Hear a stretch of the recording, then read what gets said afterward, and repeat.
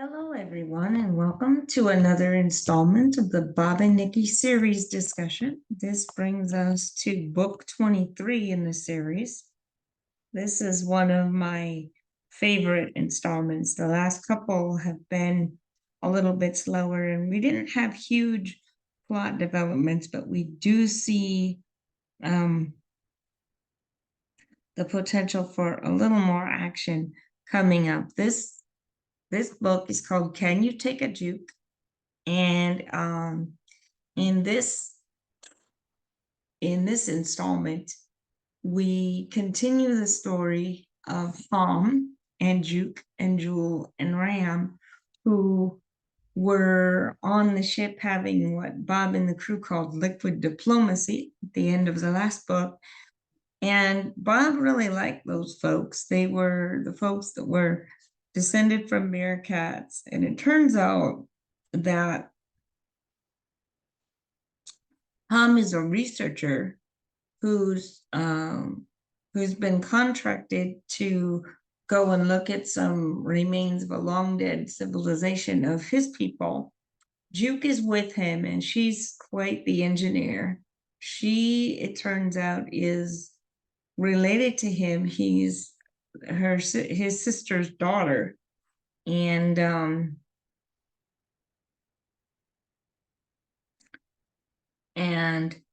we have Ram and Jewel. Ram is not to be trusted. Ram, everybody kind of gets a funny vibe from Ram, and it turns out that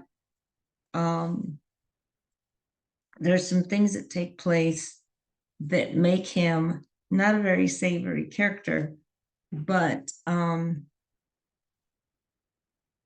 they get him off the ship, and then after some regular kind of tinkering in space and looking at the system and trying to figure out what went on, because what we find out at the end of the last book, Jane's Regret, remember, is that there were groups of aliens who had forced the AI of several above ships to do things against their own will, against their commanding officers.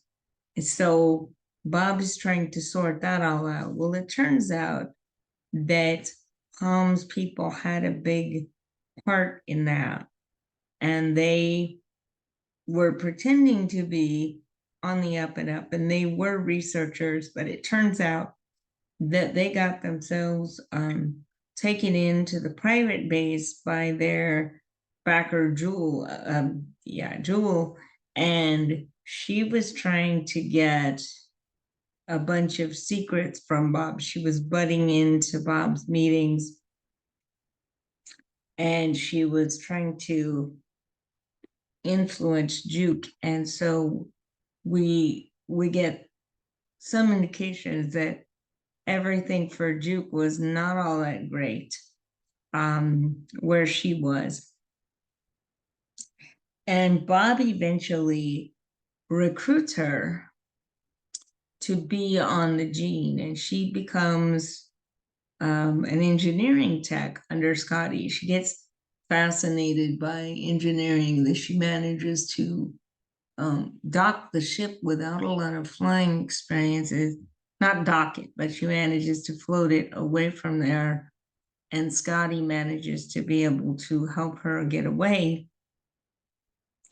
And then there's this whole subplot that ensues as Bob and the crew go looking for this archive that Homm was looking for. They managed to get rid of Homm, and they managed to get rid of Joel and Ram, because they find out that there's pirates in the system, but there's no real place to take them to get bounties. So they, so to speak, throw them back and leave them to their own devices.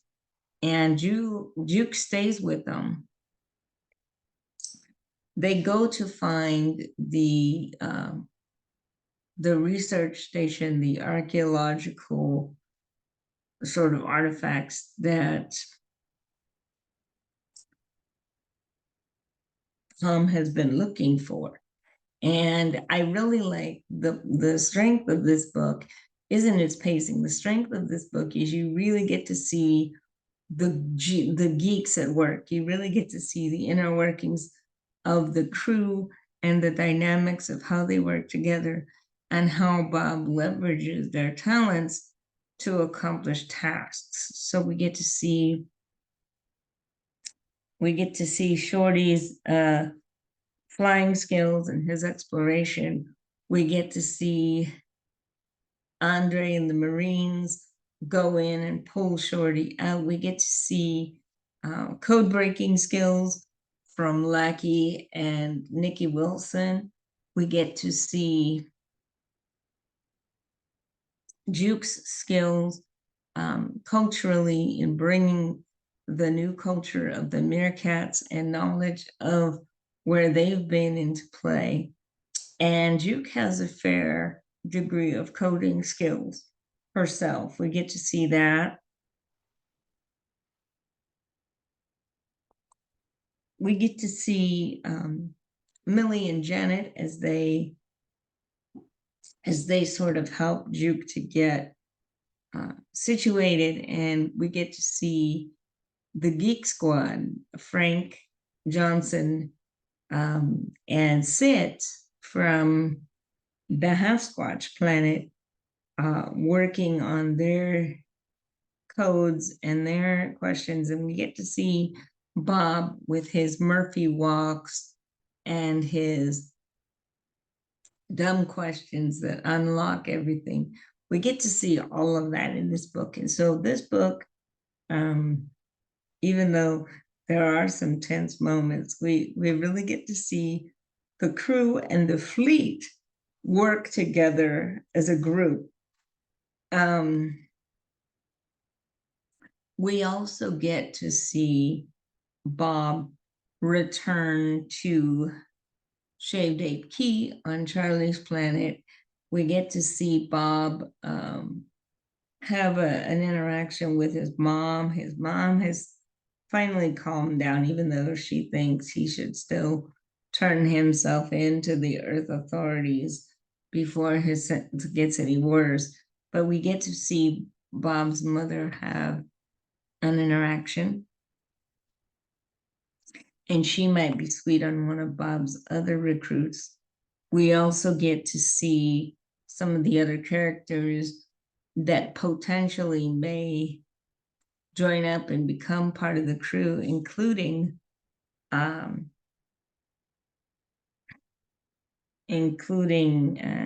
Stan Medford, the customs officer from the last book. He has been on Earth in Argentina helping on the ranch, and he's asking for a transfer to go back and do something different. So we get to see that, and as Bob wraps up the book, we get to see them as they prepare to go back to Earth for the band to play another concert on Earth in Sioux City.